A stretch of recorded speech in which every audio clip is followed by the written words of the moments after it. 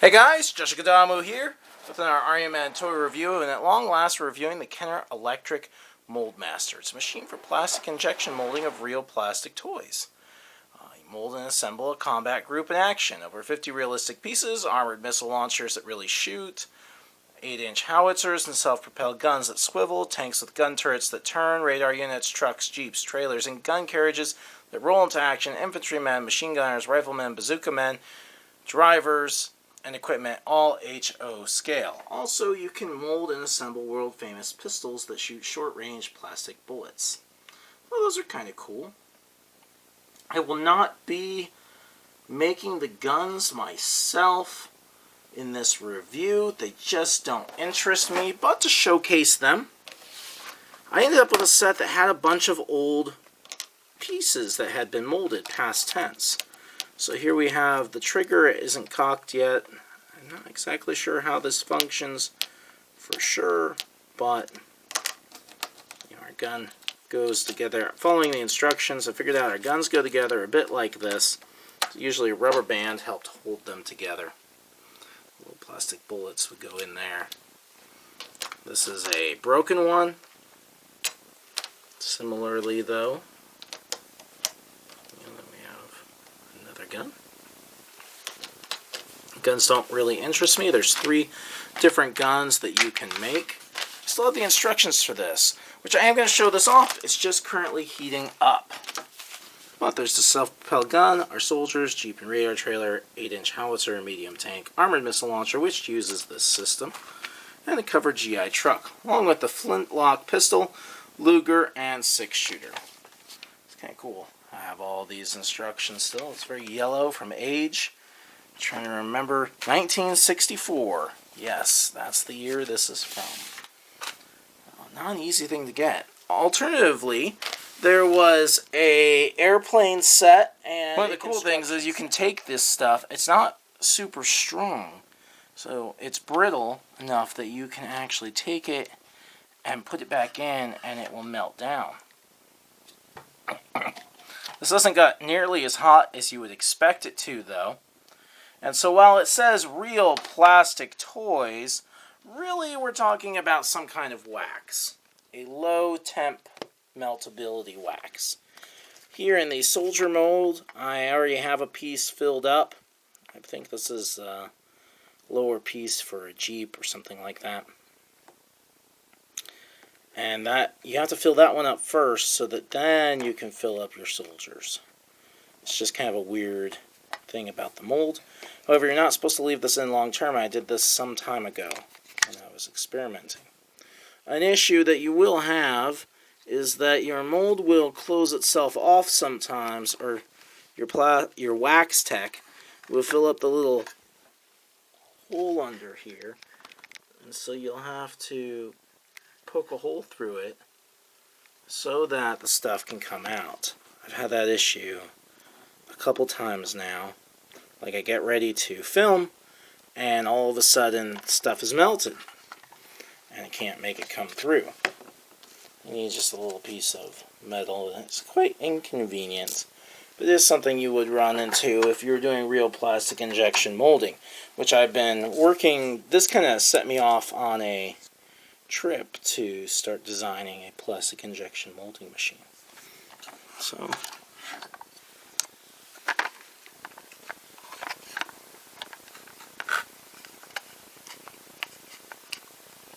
I'm gonna get that hole open.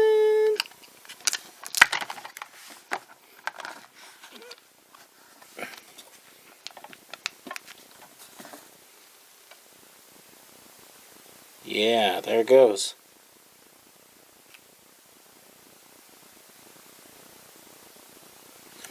Now I don't want to overfill, because that just makes lots of flashing.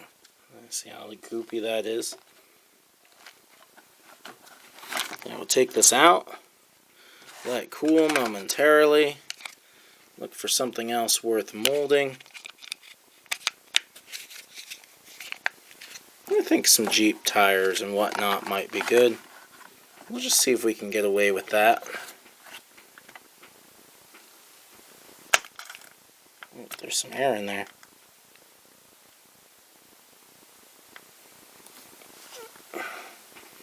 See a lot of flashing going through.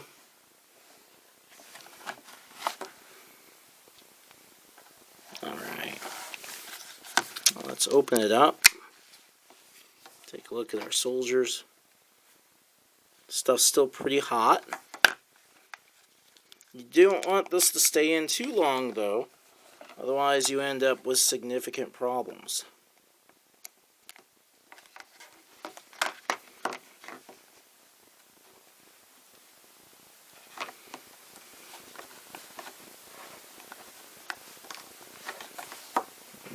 For the little metal piece I was using. Yes.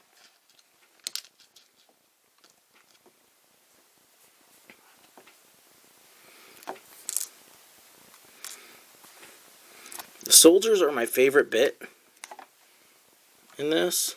They really are. Clean out this fill port. Looks like I'm probably going to have to like heat this up in hot water to get it out. Taking a look here. I'm just going to do this rough style. I'm going to clean these up and whatnot. But here's Bazooka Joe.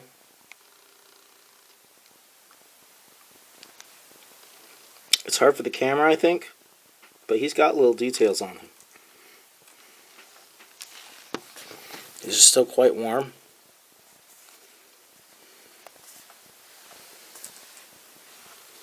I wish the camera would just know where to focus, you know?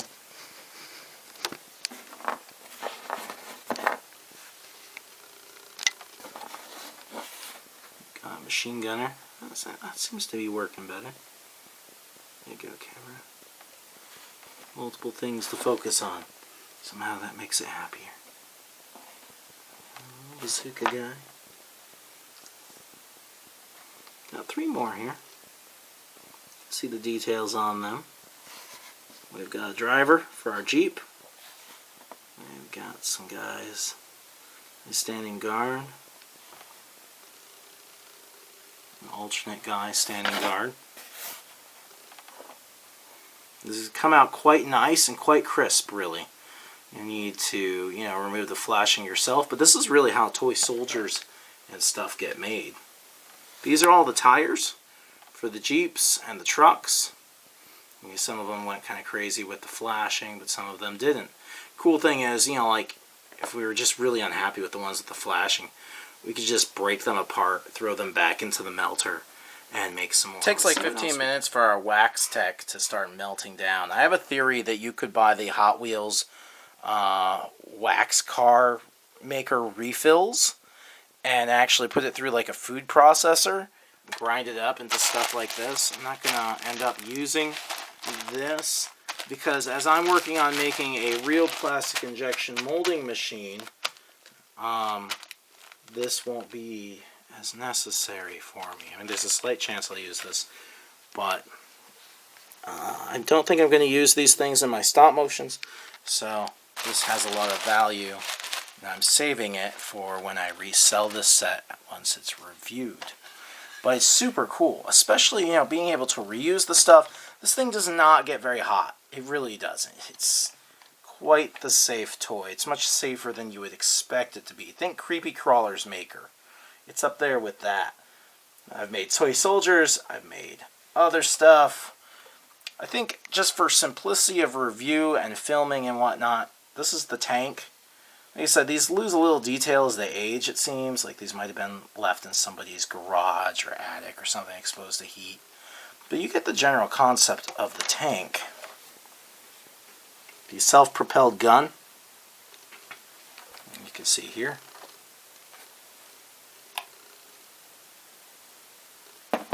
That can turn. I'll show when you have it this way. So there's the self-propelled gun. This is, the axles are kind of like double-ended nails, double-pointed nails. So you can have some real rolling wheels on your trucks. I suppose if there's an unsafe part of this toy, it's the double points on these nails. You could easily supplement some nails for this.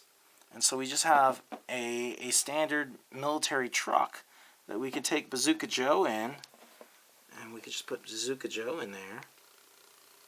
There we go. I don't have any covers left for the trucks, but it's pretty cool.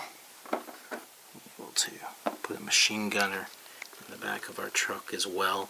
You can build a whole army with these guys, especially if you have enough plastic filler or enough plastic material, which seems to be really the ultimate downside of finding this used. Is many times when you find it used, it won't have any plastic left, which means you're kind of stuck. We're still melting stuff down. Stuff is starting to melt out a little bit. Since we've already made our plastic soldiers and our tires, there's some little rubber bullets, or not rubber bullets, little bullets. Oh, but the radar dish.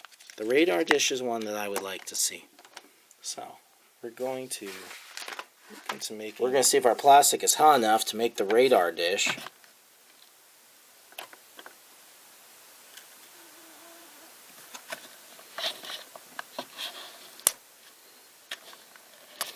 A bit of sound of air. Not exactly the sound I want to hear. You also had to fill up the bullets too, though, so let's see how we did. This thing only holds so much in its hopper, so it's kind of a hit and miss kind of deal. Oops, opened up a little too soon for that radar dish. And that's going to happen sometimes. Looks like our bullets came out really well, which these bullets can also be used for the missile, or no, they operate with the same system as the missile launcher.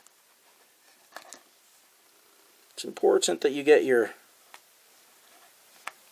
clean your thing out with some kind of metal piece or whatever after each mold making. It isn't always going to be successful. Now, being that I didn't get to make my radar dish, I'm just going to grab these pieces and throw them back in. Because it's not what I wanted. I want my radar dish. Okay, look at what our radar dish is going to look like, so that's nice. I'm just going to recycle it. Off with his head!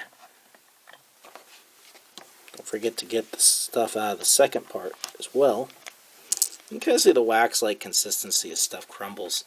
We do lose little bits and pieces as we go, I've noticed. Try and get those with my finger. But I can see how, like, even if you were meticulous in saving your plastic, you would eventually lose a lot of it. You know, just over time. Over time, you're going to lose your plastic. So we're back to it's crammed full, and we have to wait for it to melt stuff down. Okay, second try trying to make the radar thing. Just push slowly. Hopefully we don't end up with air coming through.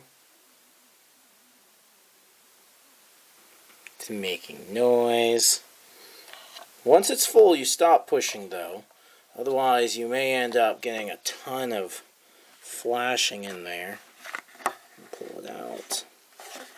Looks like we were more successful than last time, which has probably been edited out of this video.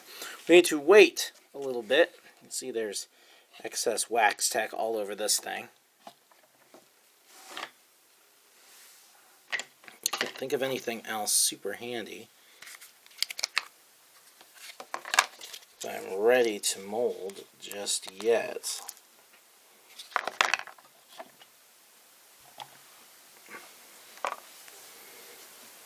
In case it's been edited out, you can break up, old plastic and throw that in there. And this thing really, it's not going to burn you. My hands are on it, It's not even barely warm. This stuff, not too warm either. Gets a little hot. It's a relatively safe toy. Like, I would definitely give this to my 10-year-old niece. Or, yeah, well, niece, nephew, whatever. I'm going to break this open. We've got our little bullets for our guns, and successfully this time, the radar dish. You'll always have to remove some of your flashing. Better way to do that is some kind of, cutting tool or something, rather than your fingers. This can also fit into a back piece. That piece that was with the plastic soldiers, I believe that is the back wagon, or whatever you want to call it, for carrying the radar dish for the Jeep. So here we have a radar dish. It's kind of cool. I like it. It's kind of simple, but unique. I like it. It seems to be a little front heavy, mind you. So that's kind of sad. Show off the light. In theory, we might be able to drop it into the back of our truck. Yeah. Plastic is still oozing out of here. I think that I've pretty much shown this off at this point. There's a lot of different things you can make. The pictures are right here, but you've seen the method. It's fun. You're filling up molds with molten wax. And then, unless you leave it there, you can take it out and you can put these guys together. You can make a whole army of these guys, whole covered trucks and other stuff. Like I said, the main issue is that you lose the plastic over time, and most of these that you'll find on eBay don't have any plastic. But I am 90% sure that my theory is right. You should be able to take the Hot Wheels car making wax stuff and cut them up or break them up and then put them into the hopper and then make all kinds of colors of stuff. And, as long as you got the molds, you're good to go. This is a nice toy. It's probably one of the best toys ever made, honestly. It's a lot of fun. The stuff, when it comes out new, it has a lot more detail than my old ones do that have been probably losing shape a little bit in somebody's attic, etc., etc. But these are really cool. If you can find this toy, I recommend you get it. And I hope you enjoyed the review, guys. See you later.